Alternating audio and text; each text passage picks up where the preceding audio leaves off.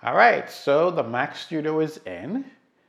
I've been waiting for this thing since the event. The performance that was promised seems to be wonderful, and I couldn't wait to get started on it. So, has it been exactly as expected? Not exactly.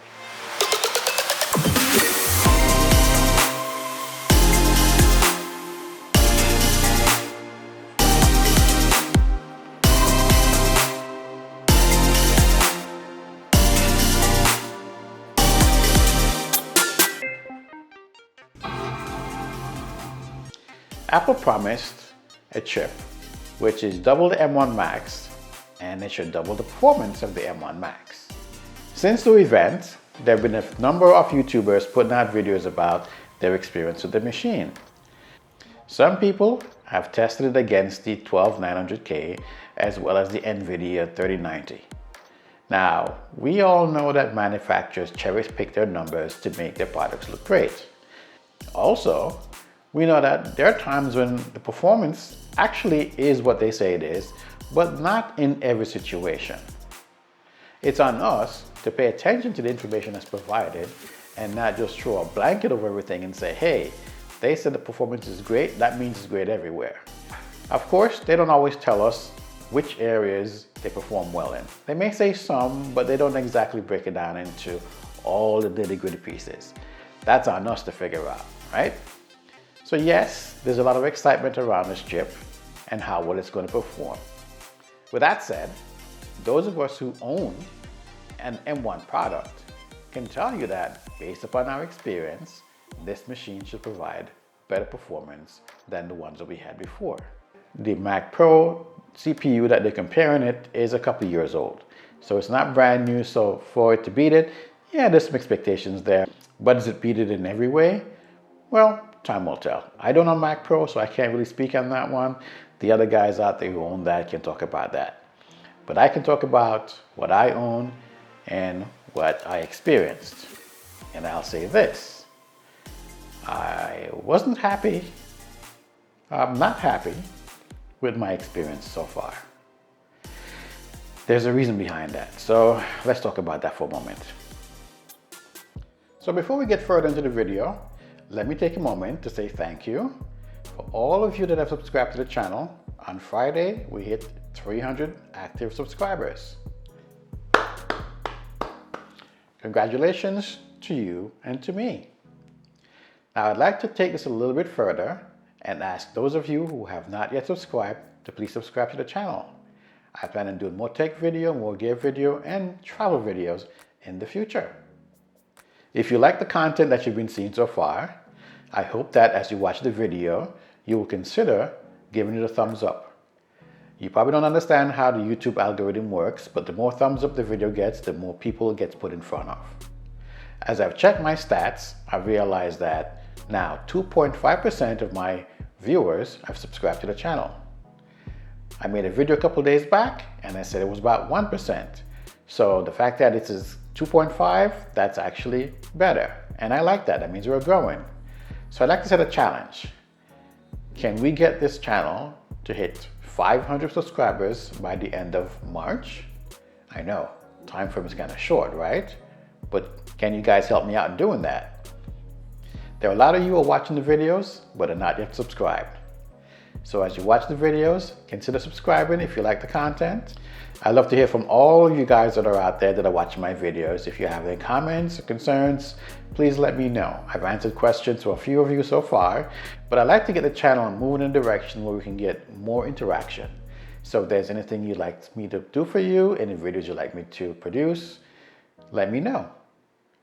Okay, I'm gonna sign off. Let's get back to this video. Shortly after unboxing this unit, I decided I'm going to set it up and start utilizing it. I wanted to get some information on it so I can put in a video and post. Well, I was surprised that the machine didn't give me the performance that I was expecting. Double the chip, double the performance, right? Well, I heard that kind of thing before. Double mint commercial. Double fun, right? Well, yeah, double the fun wasn't what I got. and I was disappointed. So I tried my test multiple times. And let me tell you what this test was. I had a 13-minute video that I did with pictures, videos, and so on inside of it. And I wanted to see if this machine would actually render it in about half the time, or maybe 75% less than the time that I got on the MacBook Pro.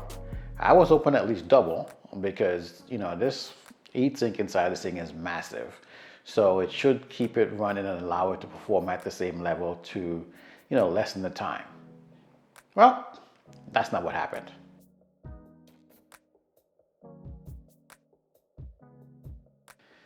Being surprised with that, I decided, let's run it again and try another video to see if it would actually work out.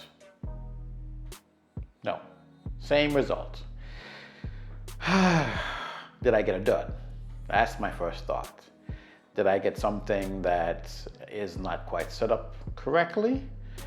Of course, my experience with a Mac Mini basically let me know that you can get some things from Apple sometimes that can be duds.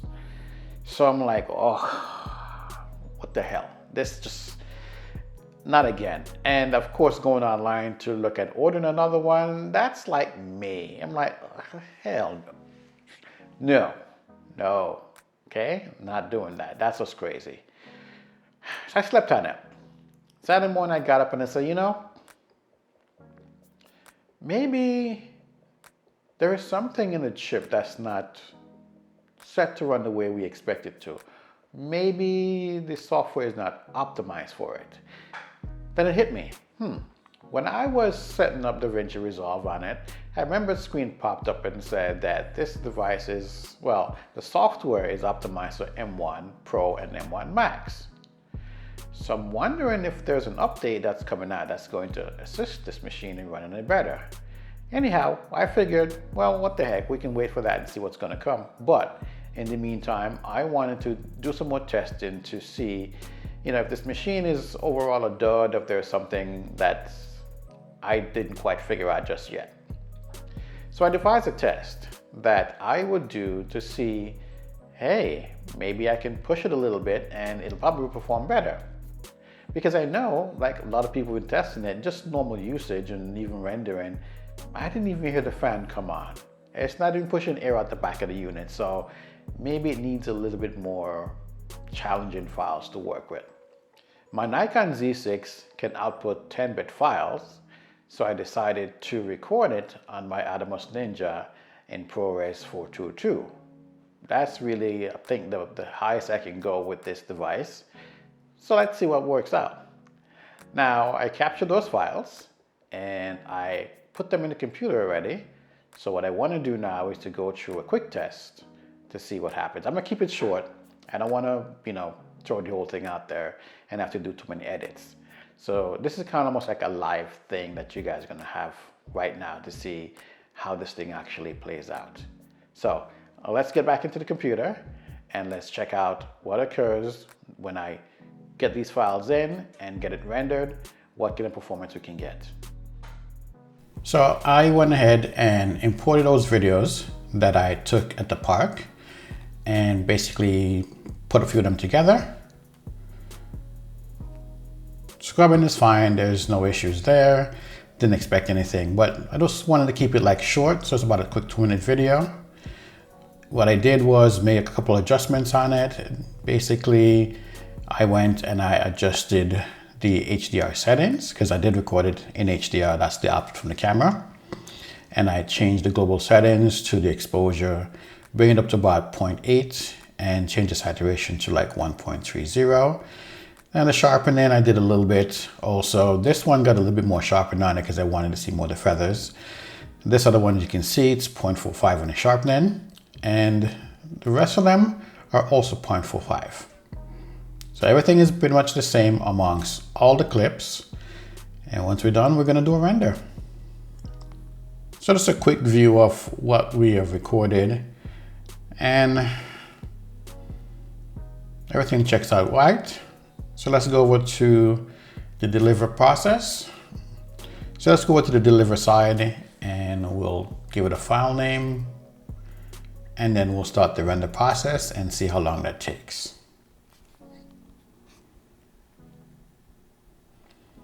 So I'm going to do output in H.265.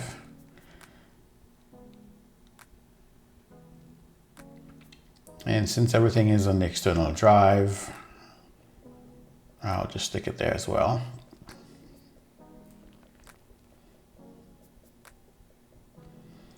All right, so let's get this render started. Add to the queue and go. 22 seconds. Okay, so that's not too bad. All right, let's do the one on the MacBook Pro and see how that turns out. All right, now that we have everything set up, let's go ahead and add it to the render queue and get that kicked off.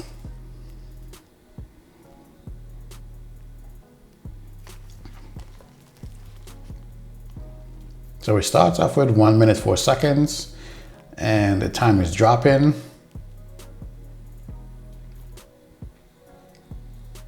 I think this is probably going to be a little bit slower, I think, but we'll see. All right, so 43 seconds. So that's almost double what it took on the Mac Studio. Okay, I can live with that. That, as you can see, was much better performance. Now granted, it's a very small file. It's not like it's a gigantic image. I didn't want to bore you guys with watching me trying to edit and, do some large files. As you can see, the Mac Studio completed its render in 22 seconds. The Mac Pro did it in 43 seconds. So it's about twice the performance, twice the render time, right? I think that's not too bad. Now again, I use ProRes 422 files. Part of the thing that kind of stuck in my head, why I decided to do the test that particular way, is when I remember them saying 18 threads of 8K video, or is it 18 streams of 8K video? We know that it has 4 ProRes and 4 regular encoders and decoders, right? So that means this thing should really work well. Maybe there is something in the chip that's telling it not to activate the other half when it sees something that doesn't require the extra work. Who knows? That could be it. So if that's the case, for people who are working on bigger files, 8K, 12K, 6K, whatever you have that's at that level, then you're not going to be disappointed with getting this machine. The Mac Studio are designed for people who do studio work, photography, video, rendering, all that kind of stuff. Saying it's going to be a great, like in a render farm, no, that's what the Mac Pro is for, and that's coming in the future. But for those of us who are looking for a desktop, that's not this gigantic box that we used to in the old days, my friend back there can do the work. I'm happy.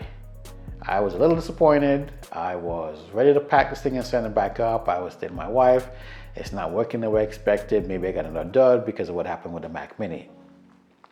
I am happy to know that I was wrong.